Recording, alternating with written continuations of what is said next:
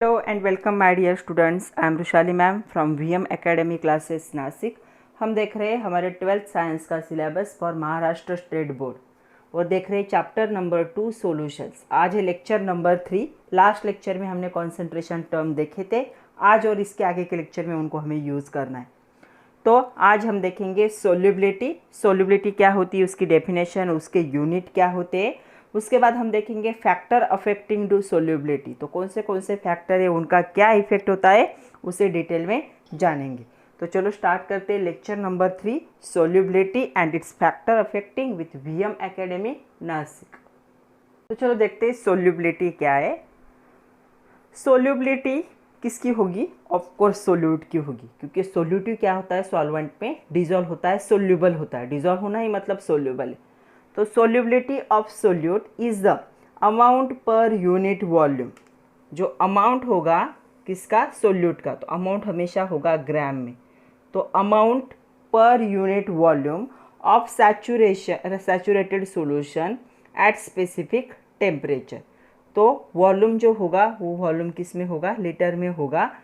तो सोल्यूबिलिटी क्या है, the solubility of solute is it's amount per unit volume. कितना अमाउंट क्या है सोल्यूट का पर लीटर में डिजॉल्व हो रहा है सैचुरेटेड सॉल्यूशन बनाने के लिए स्पेसिफिक टेम्परेचर में, उसे हम क्या कहेंगे, solubility. So the solubility of solute is it's amount per unit volume of the saturated solution at a specific temperature. तो ये जो सोल्यूबिलिटी होती है सॉल्यूशन की, इट इज़ मैक्सिमम कॉन्सेंट्रेशन। तो ये क्या होता है, मैक्सिमम कॉन्सेंट्रेशन में होगी सोल्यूबिलिटी। और ये जो हो सोल्यूबिलिटी, इसे एक्सप्रेस करने के लिए कुछ यूनिट्स यूज़ किए जाते हैं। तो यूनिट्स पे हमेशा MCQ में क्वेश्चन आता है, what is the unit of solubility. तो देखो सोल्यूबिलिटी का यूनिट पहला होगा, उसे हम कहेंगे मोल पर लीटर। ये यूनिट हो सकता है, या फिर दूसरा यूनिट हो सकता है ग्राम पर लीटर। तो आपका जो अमाउंट होगा सोल्यूट का, एक तो मोल में होगा, एक तो ग्राम में होगा, और वॉल्यूम हमेशा क्या हो सकता है, लीटर में होगा। तो अमाउंट ऑफ सोल्यूट हमेशा मोल या ग्राम में होगा, और जो वॉल्यूम होगा किस में होगा, लीटर में। तो दो यूनिट होंगे, मोल पर लीटर और ग्राम पर लीटर। ग्राम पर लीटर को ऐसे भी लिख सकते हो, या फिर इसे ऐसे भी लिखा जाता है, ग्राम पर लीटर। इसे भी ऐसे भी लिख सकते हो, मोल पर लीटर। तो ये क्या है, यूनिट से किसके, सोल्यूबिलिटी के। अभी और एक क्वेश्चन है आपके टेक्स्ट बुक के, कैन यू रिकॉल करके क्वेश्चन ऐसा है, पेज नंबर 29 पे, name the different type of forces between the molecule. तो मोलिक्यूल के टाइप, मोलिक्यूल में कौन से टाइप के फोर्सेस प्रेजेंट है, तो हम देख चुके हैं। ये जब हमने स्टेट ऑफ मैटर देखा था 11th में, तब हमने देखा था कि कौन से मोलिक्यूल्स में क्या होते हैं, फोर्सेस होते हैं। तो सबसे पहला होता है, वो होता है डायपोल। डायपोल अगर नहीं समझ में आ रहा है तो सर्च करो, मेरे इसी चैनल पर आपको ये सारे वीडियो मिल जाएंगे। Dipole interaction. दूसरा जो होता है वो होता है आयन डायपोल इंटरेक्शन। मैं इंटरेक्शन वर्ड रिपीट नहीं कर रही अभी। तीसरा होता है dipole and induced dipole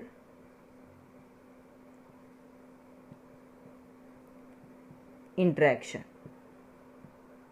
next होता है हाइड्रोजन बॉन्डिंग। हाइड्रोजन बॉन्डिंग को भी अच्छे से देख चुके हम। हाइड्रोजन बॉन्डिंग, ये भी क्या है, एक फोर्स ऑफ अट्रैक्शन ही है। और फिफ्थ वाला होता है, ये होता है लंदन डिस्पर्शन फोर्स। क्या नाम है इसका दूसरा? इसका दूसरा नाम है वंडरवॉल फोर्स ऑफ अट्रैक्शन। तो ऐसे कितने 5 टाइप है जो कि फोर्स ऑफ अट्रैक्शन में आते। तो उस क्वेश्चन का आंसर होगा the type of forces between molecule are as follows. और ये 5 नाम आप क्या कर सकते हो, लिख सकते हो। नेक्स्ट हमें देखना है फैक्टर अफेक्टिंग सोल्यूबिलिटी। इस पर भी कभी कभी क्वेश्चन आ जाते हैं। जैसे आपके एक्सरसाइज में एक क्वेश्चन है, what is the effect of temperature on solubility of solid in water. Example के साथ एक्सप्लेन करना है। तो हमें देखने फैक्टर। तो यहाँ पे कितने हैं? Depending upon nature of solute and solvent, temperature and pressure. यहाँ पे 3 फैक्टर है जो अफेक्ट करेंगे सोल्यूबिलिटी के रेट को। पहला होगा nature of solute and solvent. Solute और सॉल्वेंट का नेचर कैसा है उस पर, क्योंकि इनको दोनों पे ही डिपेंड है सोल्यूबिलिटी। ये सोल्यूट सॉल्वेंट में क्या होगा? डिजॉल्व होगा, उसे तो हम सोल्यूबिलिटी कहेंगे। दूसरा है effect of temperature on solubility और तीसरा है effect of pressure on solubility. तो हमें तीनों को 1 बाय 1 देखना है। तो हम सबसे पहले देखेंगे nature of solute and the solvent. तो इस पे भी क्वेश्चन आता है, how does the nature of solute and solvent affect the solubility? कैसे अफेक्ट करेगा? तो देखो कैसे अफेक्ट करेगा। तो जनरली क्या होता है, जो कंपोनेंट होते हैं जिनके सिमिलर केमिकल कैरेक्टर होते, वो क्या हो जाते, इजीली एक दूसरे में डिजॉल्व हो जाते। तो डिफरेंट केमिकल कैरेक्टर वाले केमिकल जल्दी क्या है, एक दूसरे में डिजॉल्व नहीं होते। एक रूल होता है उसका, उससे कहा जाता है लाइक डिजॉल्व्स लाइक। मतलब क्या हुआ, सेम प्रॉपर्टी वाले केमिकल क्या होंगे, एक दूसरे में डिजॉल्व हो जाएंगे। जैसे पोलर सोल्यूट जो होंगे ना, पोलर सॉल्वेंट में डिजॉल्व, दोनों का नेचर क्या है, पोलर है। तो लाइक डिजॉल्व लाइक। तो components with similar chemical character are more readily soluble in each other than those of the different chemical character. अगर केमिकल कैरेक्टर अलग है तो डिजोल्यूशन जल्दी नहीं होता। तो ये याद रखना है, लाइक डिजॉल्व्स लाइक। तो यहाँ पे क्या होता है, जो सोल्यूबिलिटी होती है सॉल्यूशन की सॉल्वेंट में,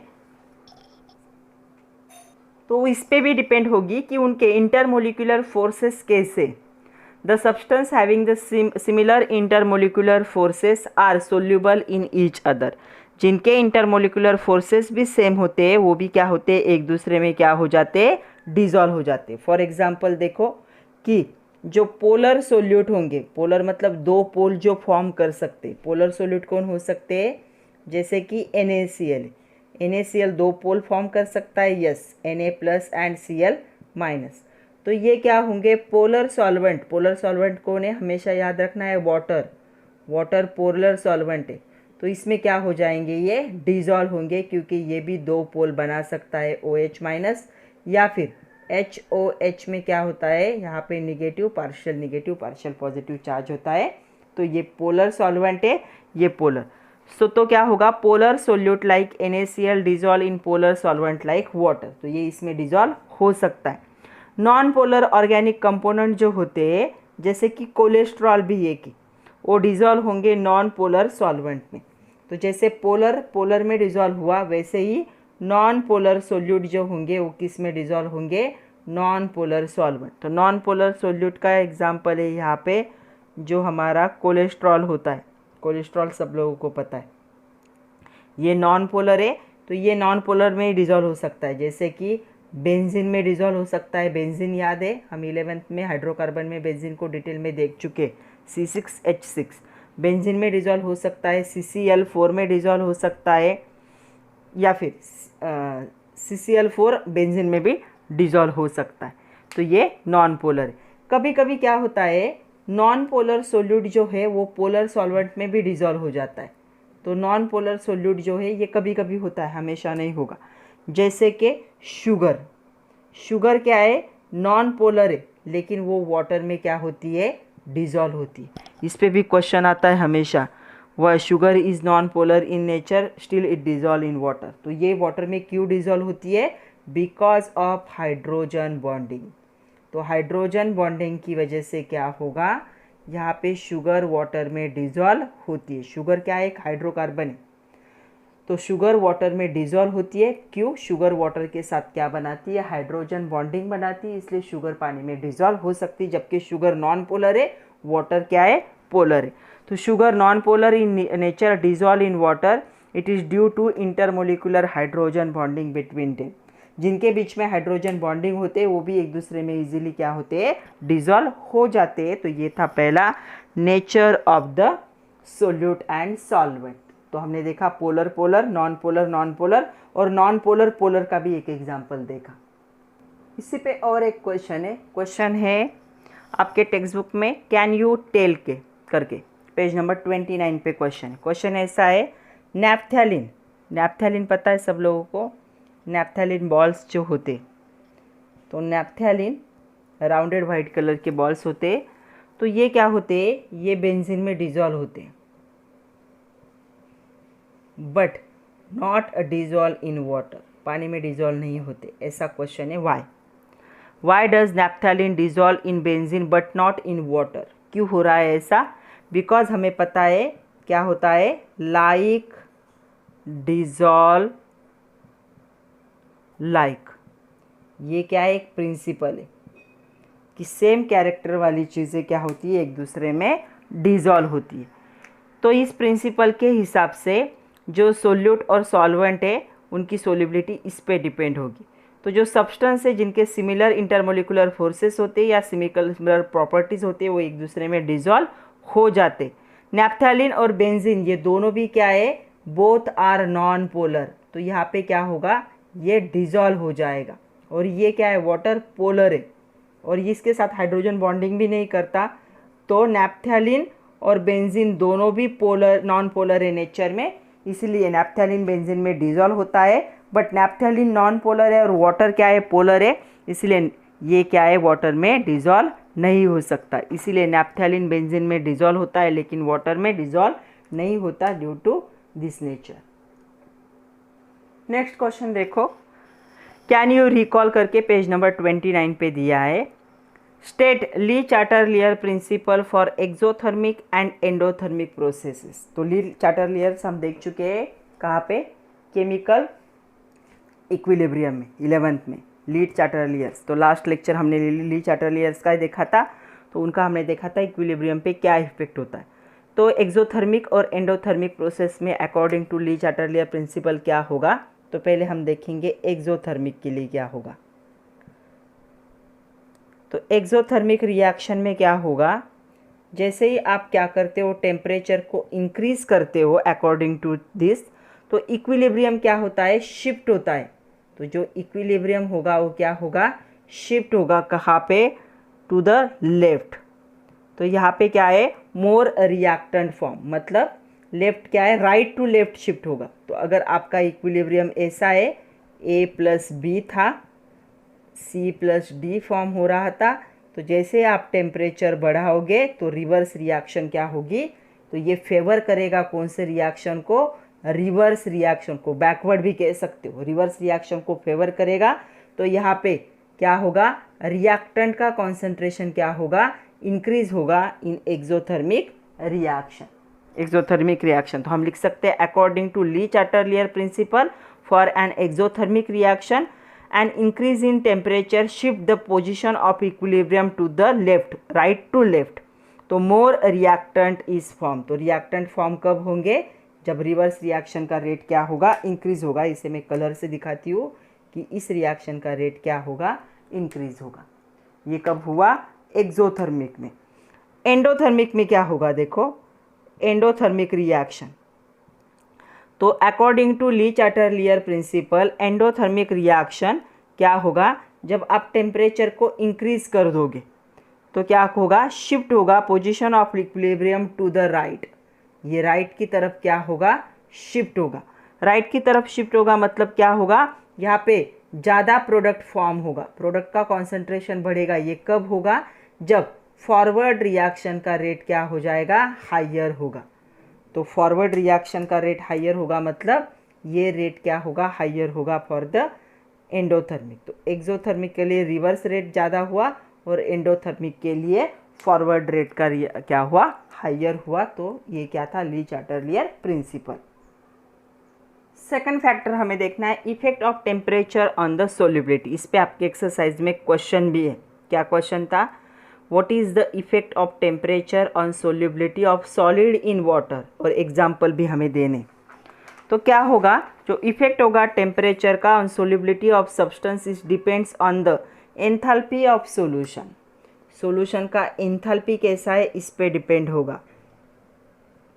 एंथैल्पी ऑफ सॉल्यूशन मतलब हीट यहाँ पे रिलीज होती है या हीट यहाँ पे यूज़ होती है, उस पे डिपेंड होगा। तो क्या होता है, many solid dissolve in water with the endothermic process, वहाँ पे हीट क्या होती है, एब्सॉर्ब होती है।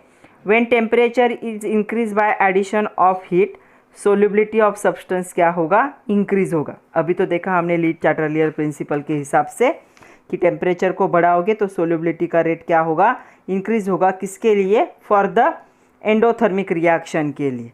तो एडिशन ऑफ हीट की वजह से क्या होगा, यहाँ पे स्ट्रेस होता है सैचुरेटेड सॉल्यूशन पे, और ये स्ट्रेस फेवर करता है एंडोथर्मिक रिएक्शन को। तो यहाँ पे सोल्युबिलिटी भी क्या होगी, इंक्रीज होगी। तो सब्सटेंस कब डिजॉल्व होगा, बाय द, मतलब हमें दो टाइप देखने, पहला हमें देखना है यहाँ पे एंडोथर्मिक। एंडोथर्मिक रिएक्शन का मीनिंग क्या होता है, हीट एब्सॉर्ब की जाती, हीट की ज़रूरत होती है रिएक्शन को कैरिड आउट होने के लिए। तो एंडोथर्मिक प्रोसेस, तो एंडोथर्मिक प्रोसेस में क्या हो जाएगा, हीट को क्या किया जाएगा, एब्सॉर्ब किया जाएगा, हीट एब्सॉर्प्शन होगा यहाँ पे। तो यहाँ पे क्या होती है, जैसे हीट एब्सॉर्प्शन होगा सोल्युबिलिटी क्या होगा, इंक्रीज। ये कौन कह रहा है, ली चाटरलियर्स कह रहे। तो सोल्युबिलिटी क्या हो जाएगी, इंक्रीज हो जाएगी, ओके, विथ टेम्परेचर इंक्रीज। अगर आपने टेम्परेचर बढ़ा दिया तो KCl जो है ये डिजॉल्व हो जाता है वाटर में with the endothermic process, by the endothermic process. तो KCl dissolve in the water, तो ये वाटर में डिजॉल्व करके क्या है, सॉल्यूशन बनाएगा। तो जितना सा टेम्परेचर ज़्यादा बढ़ाओगे उतना सोल्युबिलिटी का रेट ज़्यादा होगा, क्योंकि KCl क्या करता है, हीट को एब्सॉर्ब करता है, तब क्या है, सॉल्यूशन में कन्वर्ट होता है। ओके, दूसरा हमें देखना है यहाँ पे एक्सोथर्मिक रिएक्शन में क्या होगा।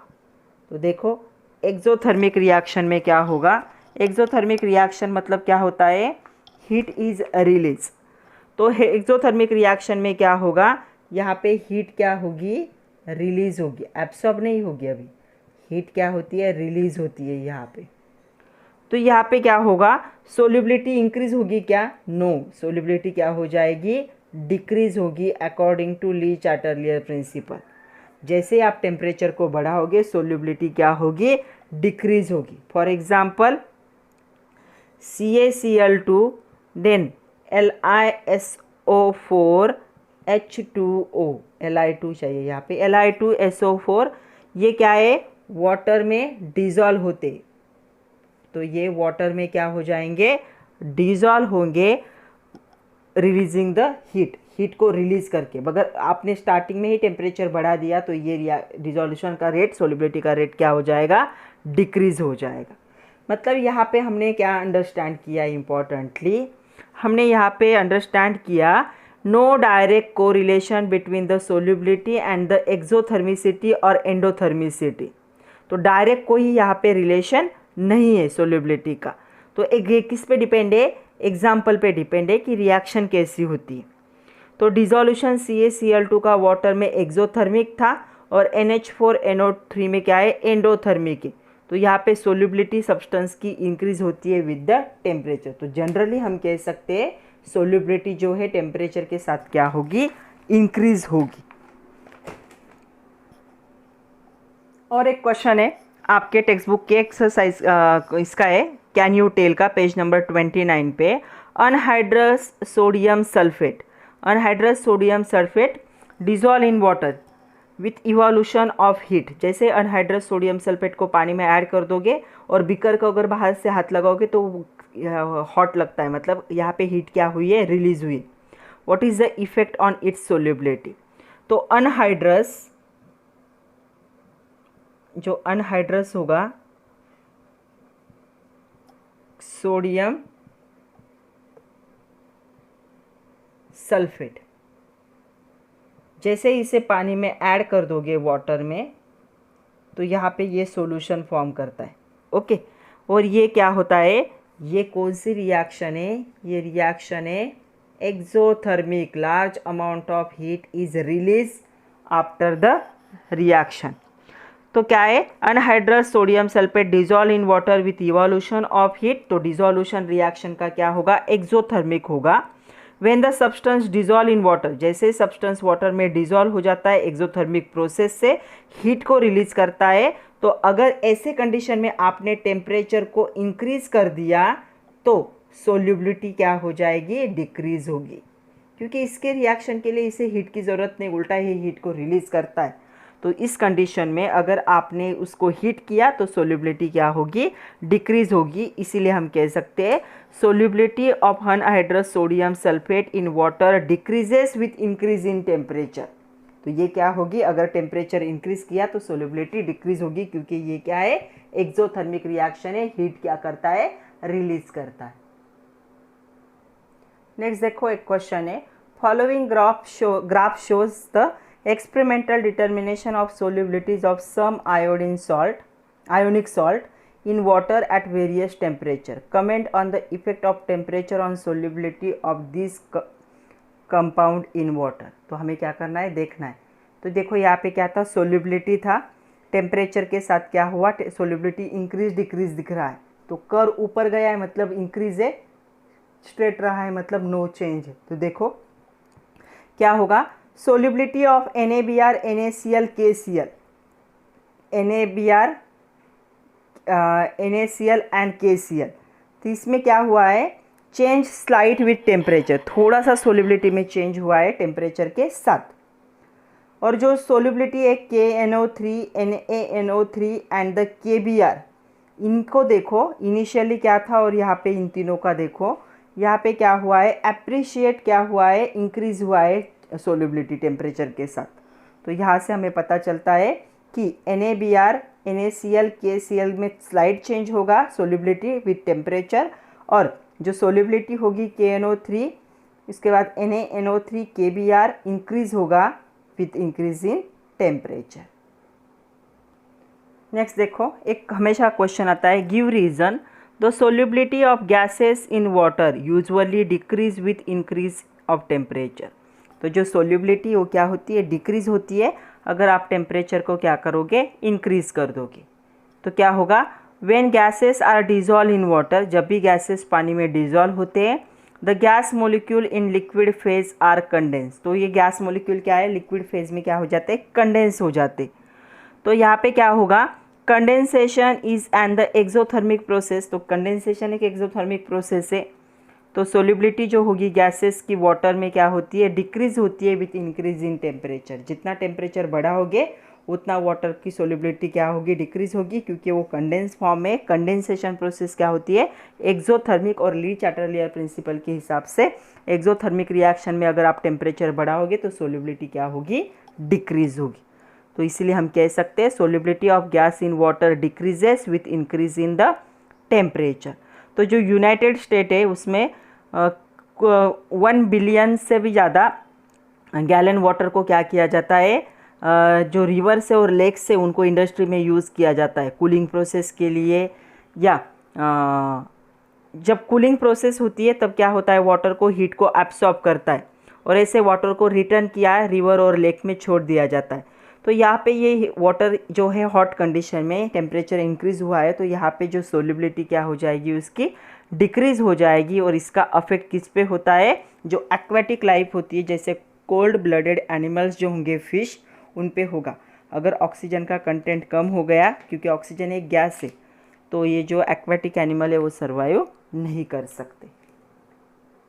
थर्ड फैक्टर हमें देखना है, effect of pressure on the solubility.